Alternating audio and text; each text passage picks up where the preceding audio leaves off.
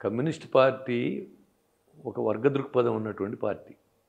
సైద్ధాంతికంగా అన్ని వర్గాల ప్రజలని, ముఖ్యంగా పీడిత ప్రజల్ని, శ్రామిక ప్రజల్ని సమీకరించడము, విముక్తి కోసం పోరాటం అనేటువంటిది కమ్యూనిస్ట్ పార్టీ యొక్క సిద్ధాంతం. హిందువుల, ముస్లింల, ఇతర జాతుల అనేటువంటిది ప్రాతిపదిక కమ్యూనిస్ట్ పార్టీకి ఉండదు.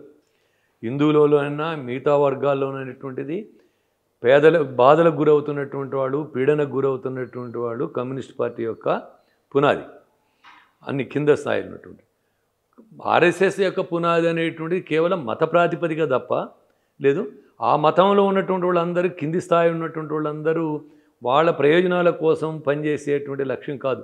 అది ఆ మత ప్రాతిపదిక ర్యాలీ చేసుకోవడం అనేటువంటిది ప్రజల్లో ఉన్నటువంటి అనేక సంవత్సరాలుగా, వేల సంవత్సరాలుగా ఉన్నటువంటి వెనకబాటుతనం అనేటువంటి భావాలు ఏదైతే ఉంటాయో ఆ భావాలన్నింటినీ ఆధారం చేసుకుని పెంచి పోషించి వాళ్ళని సమీకరించుకునేటువంటి లక్ష్యం అనేది దానిది.